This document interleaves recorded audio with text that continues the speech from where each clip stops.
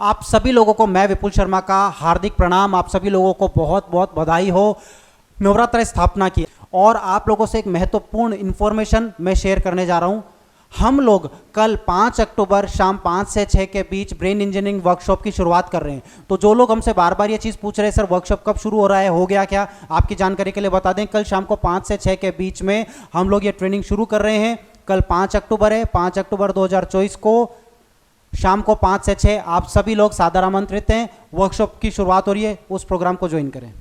अब बात करते हैं फीस की। देखिए कल शाम को 4 बजे से पहले तक अमाउंट डिपॉजिट कर दीजिएगा ताकि आपका रजिस्ट्रेशन हो जाए और आप वर्कशॉप को ज्वाइन कर सकें। उसके अतिरिक्त बहुत सारे लोग हमसे ये चीज़ कहते हैं कि सर ये वर्कशॉप तो बहुत अच्छी चीज़ है, आप बता रहे हो ब्रेन इंजीनियरिंग वर्कशॉप है, क्या वाकई में ऐसे किताब याद हो सकती है पेज नंबर सहित कि चुटकियों में चीज़ याद हो जाए? जिस किसी के मन में ये प्रश्न आ रहा है, क्योंकि बहुत सारे लोग हमसे चीज़ पूछते हैं और फिर साथ में पूछते हैं तो सर हमारे को है ना थोड़ा सा स्टडी मटेरियल, स्टडी कंटेंट कैसे क्या कराओगे, कुछ थोड़ा बहुत तो बताओ।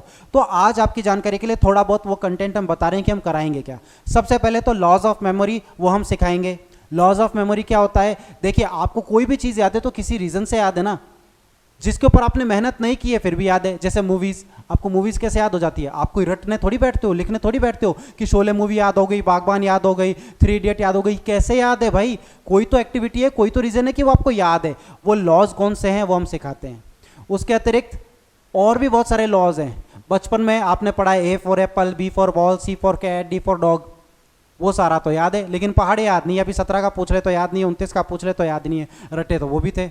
क्यों याद नहीं है? एक बहुत बड़ा रीजन है इसके पीछे। हमारा जो ब्रेन है ना वो कोई भी चीज को वीडियो फॉर्मेट या पिक्चर फॉर्मेट में लेता है। इसलिए ए फॉर एप्पल में एप्पल की इमेज आपके दिमाग में बनी हुई है तो वो आपको याद है। बी फॉर बॉल में, सी फॉर कैट में इमेज बनी हुई है वो आपको याद है। 17 एकम 17, 17 दूना 34, 17 51, भैया इसकी कोई इमेज नहीं है तो वो रटावा नहीं है, आई मीन वो याद नहीं है। क्यों? क्योंकि वो याद इतना रटने के बाद भी याद नहीं है। क्यों? क्योंकि उसकी कोई इमेज नहीं है। जिस चीज़ की इमेज नहीं है, जिस चीज़ की वीडियो नहीं है वो याद नहीं होता है। अरे आप अपने मम्मी पापा की शक्ल कोई ले लीजिए, वो आपको याद है, आपने रटा थोड़ी था, लेकिन उसकी इमेज बनी हुई है दिमाग में। अपने घर के पास का गली को देख लीजिए, दुकान को देख लीजिए, कैसे याद है? इमेज बनी हुई है। जिस चीज़ की इमेज बनी हुई है जो वीडियो फॉर्मेट में आपके ब्रेन में मौजूद है वो आपको 100% याद है। जिसकी इमेज नहीं बनी हुई, जिसकी वीडियो नहीं बनी हुई वो याद नहीं है। इसलिए स्कूल की कोई किताब की कोई इमेज नहीं, कोई वीडियो नहीं, इसलिए याद नहीं होता है। लेकिन स्कूल तक पहुंचने के रास्ते की इमेज बनी हुई है, इसलिए स्कूल तक पहुंच जाते हो आराम से। कहीं पे भी जा जाते हो, जिसकी इमेज और वीडियो बनाने में सक्षम हो वो परमानेंट चीज़ याद होती है। जिसकी इमेज या वीडियो नहीं बना पाते वो नहीं याद होती है। ऐसे लॉज ऑफ मेमोरीज है। मेमोरी के बहुत सारे ऐसे लॉज है जो हम पहले हम यही बताते हैं कि किन किन कारणों से कौन सी चीज़ याद होती है और किन किन कारणों से कौन सी चीज़ याद नहीं होती है। ठीक है, उसके बाद में हम चर्चा करेंगे प्रोसेस ऑफ मेमोरी कि भैया आप मेमोरी का प्रोसेस क्या है, जिनके बेसिस पे आपको किताब चैप्टर वाइज याद होती है।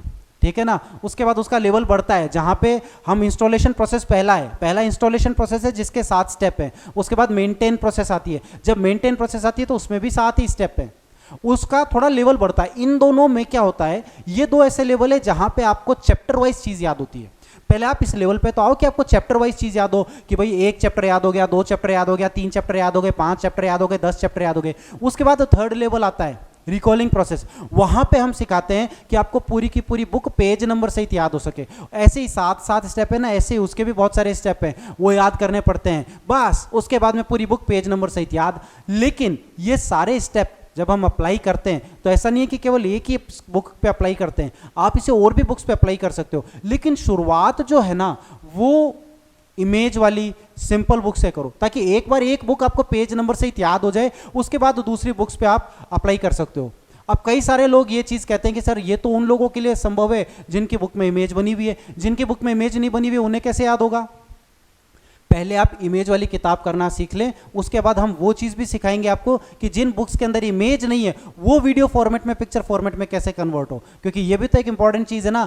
ज्योग्राफी है, अब ज्योग्राफी है, हिस्ट्री है, सिविक्स है, उसमें इमेजेस छोटे लेवल पे तो फिर पॉलिटिशियंस की इमेजेस दिख जाती है।